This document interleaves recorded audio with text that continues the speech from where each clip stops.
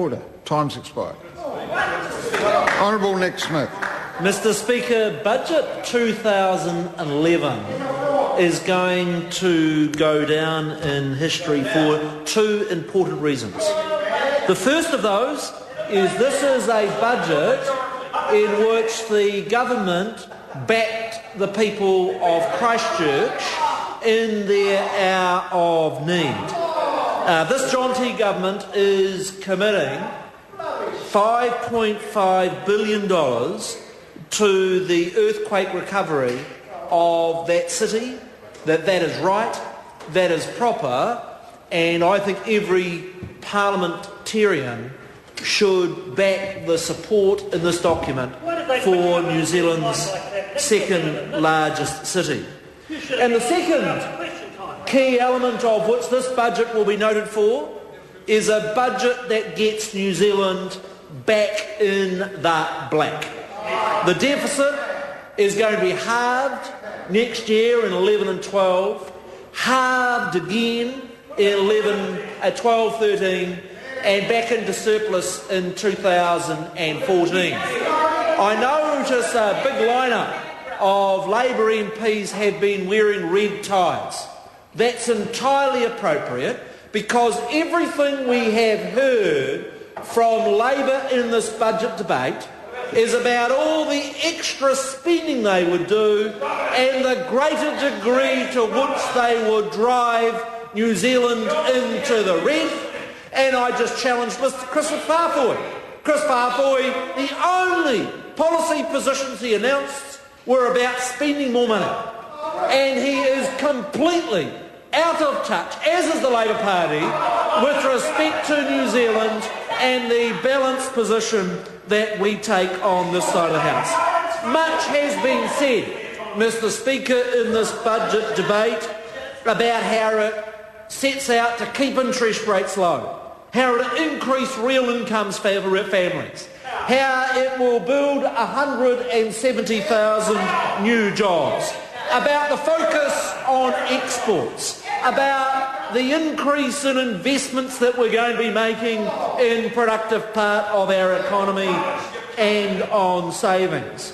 And I want to particularly put on record the very real gains this government is making in respect of the environment despite these very challenging times. This government is committed to a practical program of significant environmental gains. Let me go through a few of them. We've invested $347 million in the hugely successful Home Insulation Warm Up New Zealand program. That's 100,000 New Zealand homes, 2,800 in my own electorate in Nelson. Members opposite say, well, where is there anything in the budget about jobs? Well, I invite him to come to any electorate in New Zealand and see the real New Zealanders that are out there putting insulating in homes and making a real difference. Take the $1 billion that's in this budget for the electrification of rail in Auckland. Let's look at the issue of climate change. We're making real progress, in contrast to the years of extravagant carbon neutral promises that were made by the previous government while our emissions went through the roof. Our well-balanced ETS, now nearly a year in place, is delivering real benefits. And for the benefit of Ms Chadwick, let me compare the notes. In the last year, we have seen over 1,000 megawatts of new renewable generation consented, the highest ever. In fact, in no other year, there's been more than 300 megawatts of renewable capacity consented, and we've done 1,000 in the last year. The average during Labour's years was about 200 megawatts per year, and the great irony, of course, is that in those years more than double that amount was consented in respect of thermal generation from fossil fuels. The combination of the price signal from the emissions trading scheme, our reforms to the RMA and the National Policy Statement on renewables is delivering the much-needed shift in New Zealand away from fossil-fuelled electricity generation to renewables. We've also seen a reversal in the deforestation that occurred so aggressively in Labor's last years, in which a record 30,000 hectares of forest was lost. In our first year, we turned the corner. A little bit of afforestation. Last year, an extra 4,500 hectares. This year, we're expecting 5,700 hectares, and that's real environmental progress. We've seen in this budget the huge commitment to the Global Research Alliance on reducing agricultural emissions and a commitment of $50 million for the Centre for Agricultural Greenhouse Gas Research, absolutely crucial for New Zealand, but crucial also for the globe in the sense of how we produce the food to feed another 3 billion people expected by 2050 while containing emissions. The important balance this government has struck with the ETS is ensuring that New Zealand meets its Kyoto obligations at least cost, that we start to make the transition to a low-carbon economy, and that we pace ourselves realistically relative to the progress being made in other countries. And it's interesting, at a conference I attended recently, it was openly described that New Zealand is making more progress than any other country in the Asia-Pacific with the balanced approach that we're taking to that huge challenge of climate change. Another key area of work has been strengthening the national direction under the Resource Management Act. Last November, we completed the new National Coastal Policy Statement. In February, we gazetted an NPS on renewable electricity, and in May, added that on freshwater management. We're currently consulting on a national policy statement on biodiversity. I note, Mr Speaker, that in the 9 years of the previous national government, one NPS in 9 years. In the complete 9 years of the previous Labor government, one NPS in 9 years. We've done 3 in 1 year. 3 in 1 year, and that's very real progress. Equally so with respect to national environment standards. Last November, national regulations requiring water metering. We can't manage fresh water unless we measure it, and we put those regs in place last year.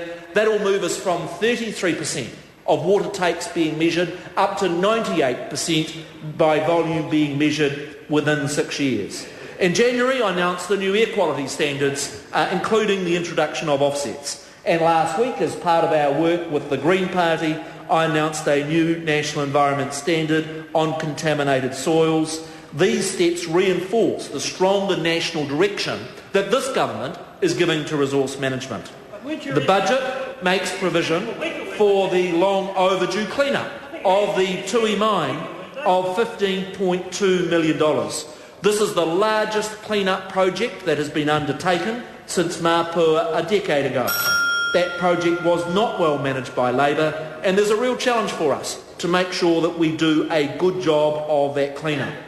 It also contains in this budget a new contestable fund for clean-ups. And it's interesting to make this comparison.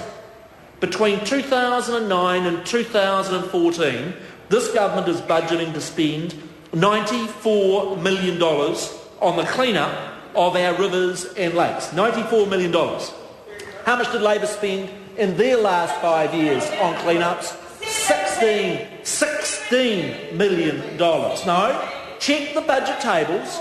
We are spending 5 times as much on clean-ups of our lakes and rivers as what was spent by the previous government. And I say to members opposite, words come cheap.